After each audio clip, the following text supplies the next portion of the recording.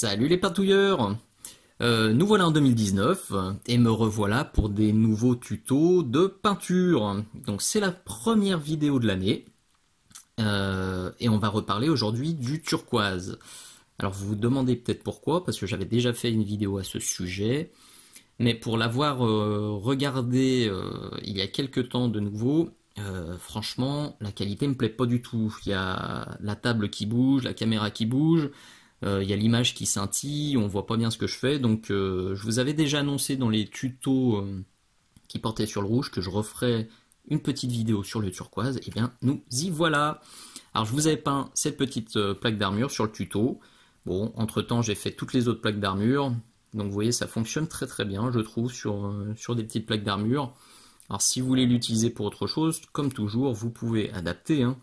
Vous voyez, je l'ai utilisé pour peindre les bandages sur celui-ci, et la plaque d'armure évidemment, et sur ce petit Gretchen, et sur tous les Gretchen que j'ai peints pour ma Kill Team, il y a des petites touches de bleu comme ici. Donc je vais vous montrer aujourd'hui avec une image plus stable, que c'est pas très compliqué à faire. En quelques petites étapes, vous obtiendrez un bleu bien pétant comme ça. Alors je profite aussi de cette première vidéo de l'année pour vous annoncer la mise en ligne de ma page Patreon. Vous avez le lien qui apparaît à l'écran. Je le remettrai aussi dans la description de la vidéo. Pour ceux qui ne connaissent pas, Patreon c'est une plateforme de partage et de soutien aux artistes, aux créateurs au sens large, parce qu'on peut trouver des peintres évidemment, des sculpteurs, il y a des musiciens, il y a des chaînes de tricot, il y a des pages de cuisine, etc. On trouve vraiment tout et ça permet de donner un petit coup de pouce aux créateurs qu'on aime bien et qu'on a envie de soutenir. C'est aussi un super moyen pour avoir du contenu original, du contenu exclusif, du suivi personnalisé, des conseils individuels, etc., etc. Vraiment, c'est une chouette plateforme. Ça fait un petit moment que je regardais de ce côté, j'ai plein de copains qui me disaient d'y aller et de créer ma page. Je me suis tâté longtemps et des événements pro, des événements perso m'ont convaincu que c'était le moment de m'y mettre. Donc me voilà sur Patreon. Alors pas d'inquiétude, pas de râlerie s'il vous plaît. Je vais continuer à publier des tutos ici.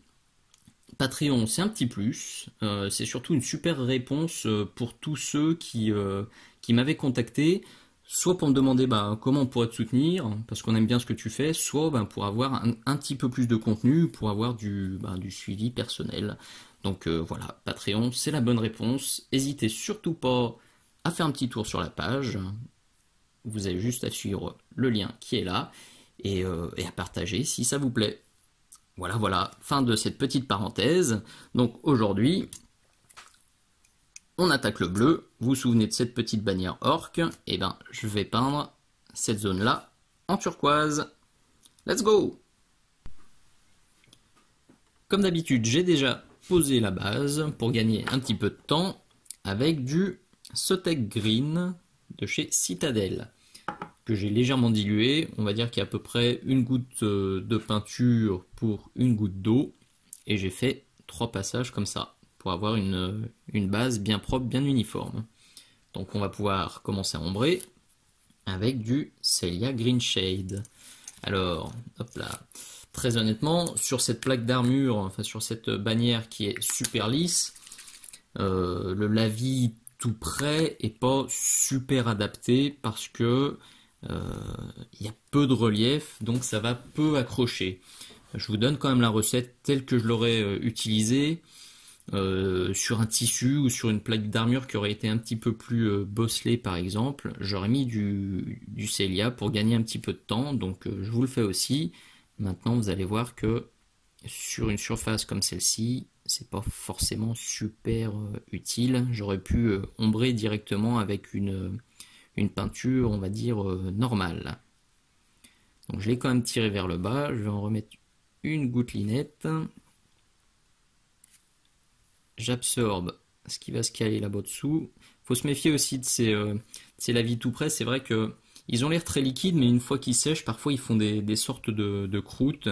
Donc faut veiller à pas les laisser trop s'accumuler dans les creux, sinon ça peut masquer les détails. Donc vous voyez, dans le nez, là, je vais venir l'absorber légèrement. Et je vais mettre un petit coup de sèche-cheveux, mais hors caméra, rassurez-vous. À tout de suite. Donc comme je vous le disais, le lavis tout près a pas beaucoup marqué, hein, parce que j'avais une surface qui était quand même très plate. Donc je vais venir reprendre les ombres avec le bleu marine foncé de chez Prince Auguste, que vous voyez ici. Pour le coup, je vais venir le diluer. Là, on n'est plus sur une goutte de peinture pour 2-3 gouttes d'eau, que je vais venir poser en bas, ici. Toujours en tirant, je rince le pinceau et je pars d'un petit peu plus haut. Alors vous avez été nombreux à me demander qu'est-ce que je veux dire quand je dis je rince le pinceau. Alors soit je veux vraiment le rincer beaucoup et dans ce cas-là je passe directement dans le pot d'eau, soit je veux juste enlever un petit peu de peinture et dans ce cas-là je le passe sur le sopalin. Là c'est un peu au feeling, hein. C'est à vous de pratiquer, de voir si vous voulez dégager toute la peinture ou en dégager juste un petit peu. Je mets très peu le pinceau en bouche. Je l'ai beaucoup fait passer un temps, maintenant je le fais moins. Bon, si vous voulez continuer à le mettre en bouche, il n'y a aucun souci. Faites comme vous le sentez. Moi je préfère éviter maintenant. Je le fais quand même quand vraiment je veux refaire une pointe super clean sur mon pinceau, mais c'est rare. Donc, pendant que je cause, j'ai fait ça 2-3 fois. Là, j'ai un petit peu chargé quand même. Hop. Voilà. 3 passages comme ça. Je vais peut-être en refaire un, je vais laisser sécher. Et je vais sûrement en refaire un petit. L'objectif est atteint. Vous voyez, contrairement à ce qu'on avait avec le lavis tout près, là, on a des ombrages qui sont au bon endroit, qui sont bien opaques, qui sont bien profonds. Donc ça me plaît, on va pouvoir reprendre tranquillement les zones un peu trop sombres avec de nouveau le Sotek Green que je vais tirer vers le haut, comme ça. Hop. Je rince le pinceau, alors là j'en remets. Bon, c'est encore un pinceau avec une pointe qui veut pas jouer avec moi.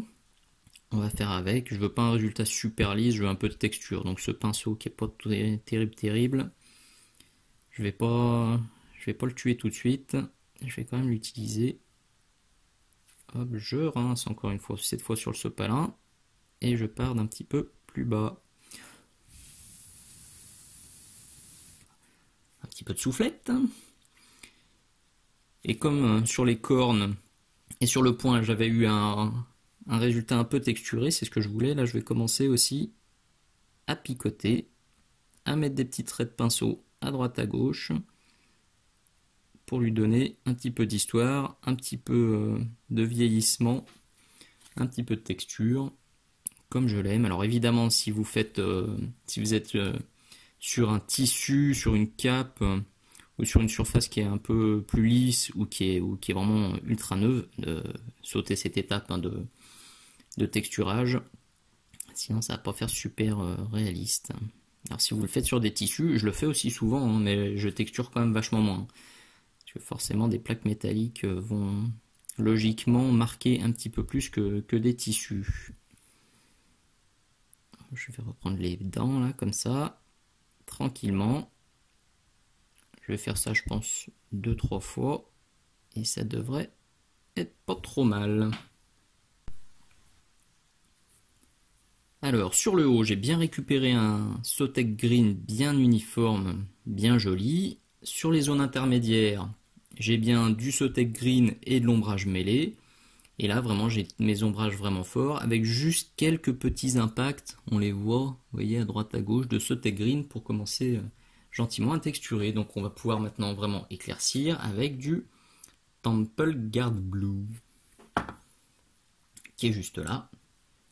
Pareil, je rajoute un peu d'eau sur ce côté-là. Comme ça, sur ma palette, j'ai à gauche de la peinture bien liquide et à droite de la peinture un peu plus épaisse.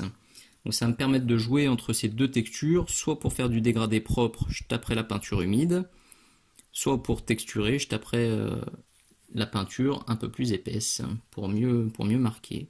Donc je pose, hein, vous avez l'habitude, maintenant je pose tranquillement mon éclaircissement, je rince le pinceau et je pars d'un petit peu plus bas. Deuxième fois, je pose mon éclaircissement sur le haut, j'en mets ici, je rince le pinceau et je pars d'un petit peu plus bas. Alors faites bien attention, comme toujours, à croiser les couches. Donc là j'ai fait 2 couches comme ça, donc maintenant je vais en faire une comme ça, avec la peinture plus diluée, pour flouter un petit peu les traits qui auraient pu apparaître. Et là, donc vous voyez, j'ai tapé dans la peinture moins diluée, et je commence à tapoter. Bon, on est parti sur la lumière zénithale classique hein, qui vient d'en haut, là on est comme ça. Donc évidemment, là, sous les yeux, ça accroche à mort la lumière. Hop, là, je tourne. Là, ça accroche à mort. Sous le nez, ça accroche à fond aussi. Hop, je vais reprendre les petits rivets, mais c'est histoire de... Parce que je pense qu'au final, ils seront en métal. Tic. Et puis je vais commencer à reprendre aussi les petites écorchures que j'avais fait en bas.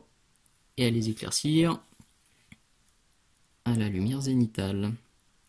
Voilà, je fais quelques passages comme ça et on devrait être pas mal. Le dégradé commence à être bon, le contraste me plaît, donc allons-y pour les éclaircissements finaux avec le fameux ivoire ou blanc cassé que j'ai déjà largement usé en 2018 et que je vais encore très largement utiliser en 2019. Hop, légèrement dilué, comme pour l'éclaircissement précédent. Alors, on prend un petit peu la température en venant le tapoter comme ça sur le haut pour accentuer un peu la texture et le côté usé, abîmé. Si le pinceau décide de partir à droite à gauche, et ben oui, là il a décidé de faire ça tout seul, bah ça me va, ça fait une petite éraflure bien sympatoche. Bon, faut pas qu'il décide de faire n'importe quoi non plus le pinceau, donc contrôlez-le quand même un peu. Oui, là, quand la pointe commence à être vilaine comme ça, je le rince bien dans le verre d'eau. Je lisse la pointe et ah, il y a un petit machin qui est au bout. Hop là, ça arrive souvent, hein, qu'il y ait une petite cochonnerie qui vient se mettre sur la pointe. Virez-la en tirant délicatement, arrachez pas tous les poils et ça devrait aller mieux. Je vais encore augmenter le contraste et les éclaircissements avec de l'ivoire que je viens mettre là-haut. Tac, je nettoie le pinceau sur le sopalin et je pars d'un petit peu plus bas.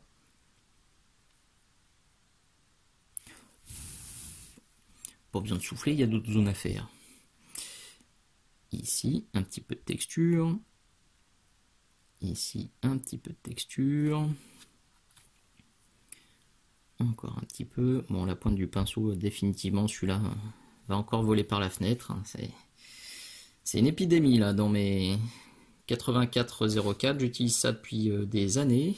Et là, la dernière série que j'ai reçue, c'est une catastrophe. Donc bon, c'est pas cool.